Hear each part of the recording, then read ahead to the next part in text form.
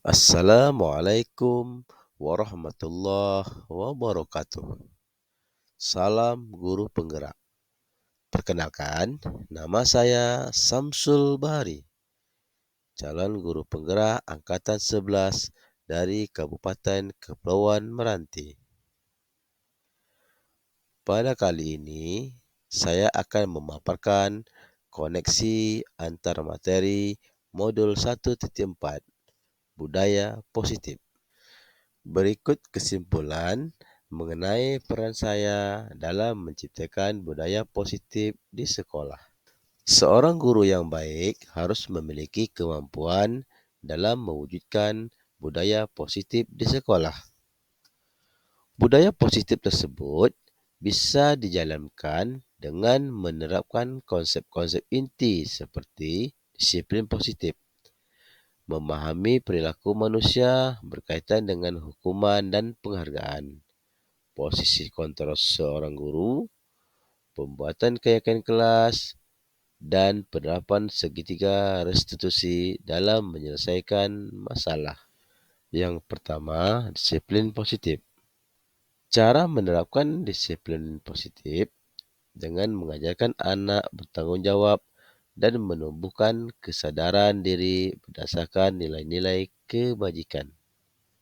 Selanjutnya, lebih ke arah disiplin diri yang dapat mengontrol diri dalam melakukan segala tindakan.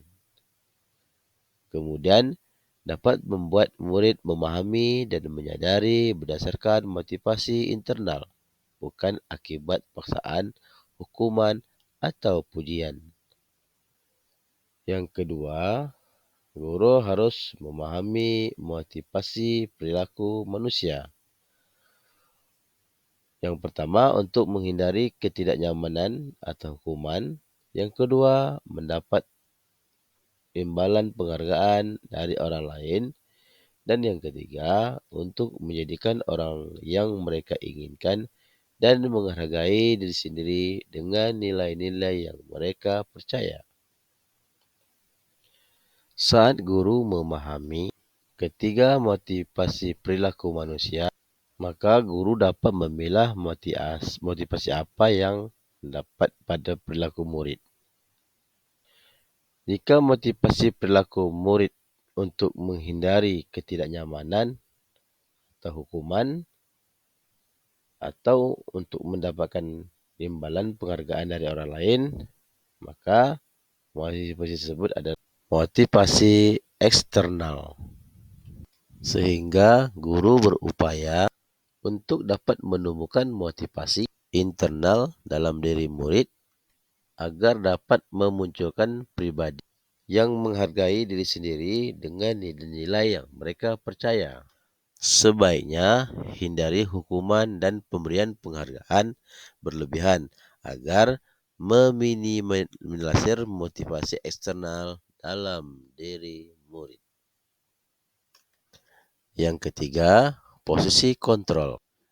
Terdapat 5 posisi kontrol seorang guru.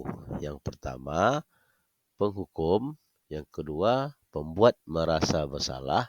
Yang ketiga, teman. Yang keempat, pemantau. Dan yang kelima, manajer. Di antara 5 posisi kontrol tersebut, sebaiknya seorang guru menggunakan posisi kontrol sebagai manajer. Guru berbuat sesuatu bersama murid, mempersilahkan murid bertanggung jawab perilakunya, dan mendukung murid agar dapat menemukan solusi atas permasalahannya sendiri.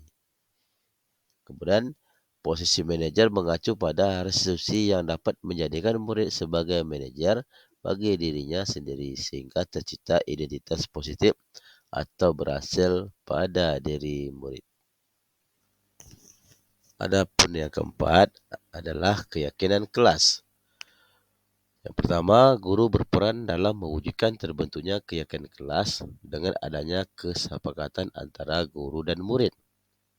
Yang kedua, keyakinan kelas berupa pernyataan umum yang mudah diingat, dipahami, dan harus diterapkan dalam lingkungan sekolah.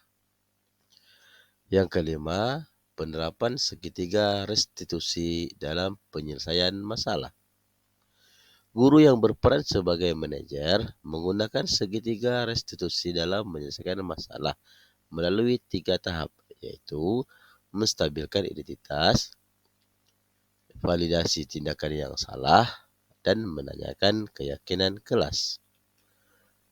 Adapun tujuannya yaitu menghasilkan murid yang mandiri dan bertanggung jawab.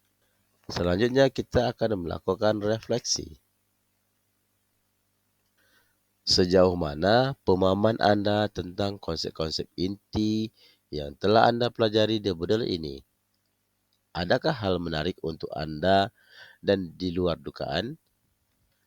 Saya sudah memahami konsep-konsep inti dari model budaya positif berkaitan dengan disiplin positif, teori kontrol, teori motivasi, hukum dan penghargaan, posisi kontrol guru, kebutuhan dasar manusia, keyakinan kelas, dan segitiga restitusi. Seluruh inti konsep tersebut harus diresapi dalam diri, diwujudkan dalam tindakan, dan dibagikan pada rekan guru di sekolah. Hal menarik bagi saya dan di luar dugaan adalah saat saya mempelajari motivasi perilaku manusia berupa penghargaan, ternyata penghargaan berdampak kurang baik bagi murid. Di antaranya dapat merusak hubungan, mengurangi ketepatan, menurunkan kualitas, mematikan kreativitas, dan bersifat menghukum. Selanjutnya, perubahan apa yang terjadi pada cara berpikir Anda dalam menciptakan budaya positif di kelas maupun di sekolah Anda setelah mempelajari modul ini? Adapun perubahan yang terjadi adalah saya menyadari posisi kontrol yang biasa saya lakukan adalah penghukum dan pemantau. Seharusnya saya sebagai manajer dengan cara menangani masalah dengan menggunakan segitiga restitusi. Pengalaman saat apakah yang pernah Anda alami terkait penerapan konsep-konsep inti dalam model budaya positif, baik di lingkungan kelas maupun di sekolah? Saya menangani murid yang tidak mau menulis. Saya menggunakan langkah-langkah dalam segitiga restitusi, yaitu menstabilkan identitas, validasi tindakan yang salah, dan menanyakan keyakinan. Bagaimana perasaan Anda ketika mengalami hal tersebut? Perasaan saya sangat termotivasi untuk terus memperbaiki diri sesuai dengan nilai-nilai budaya positif di sekolah. Menurut Anda, terkait pengalaman dalam penerapan konsep-konsep tersebut, hal apa sajakah yang sudah baik? Adakah yang harus diperbaiki? Hal yang sudah baik menurut saya adalah mulai munculnya motivasi internal pada murid untuk melaksanakan budaya positif sesuai dengan nilai-nilai kebajikan yang sudah diyakini. Yang harus diperbaiki adalah posisi guru harus sebagai manajer. Sebelum mempelajari model ini, ketika berinteraksi dengan murid berdasarkan 5 posisi kontrol, posisi manakah yang sering Anda pakai dan bagaimana perasaan Anda saat itu? Setelah mempelajari modul ini, posisi apa yang Anda pakai dan bagaimana perasaan Anda sekarang? Apa perbedaannya? Sebelum mempelajari model ini, posisi kontrol saya sebagai penghukum atau pemantau.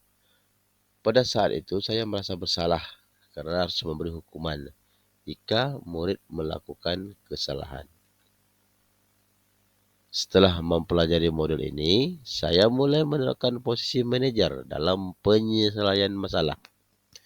Perasaan saya menjadi sangat tenang dan saya mulai menyadari pentingnya komunikasi yang efektif untuk menumbuh rasa tanggung jawab pada murid. Sebelum mempelajari modul ini, pernahkah Anda menerapkan segitiga restitusi ketika menghadapi permasalahan murid Anda? Jika ya, tahapan mana yang Anda praktikkan? Pernah, namun saya hanya menggunakan satu tahapan saja, yaitu menstabilkan identitas.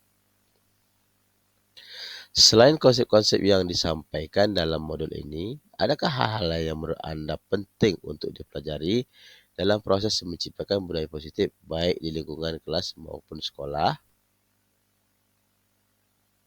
Hal lain yang penting dipelajari dalam proses menciptakan budaya positif adalah melakukan kolaborasi antara sekolah dan orang tua murid agar budaya ini jangan hanya dilakukan di kelas saja, namun juga di rumah agar menjadi suatu kebiasaan saat berada di lingkungan manapun.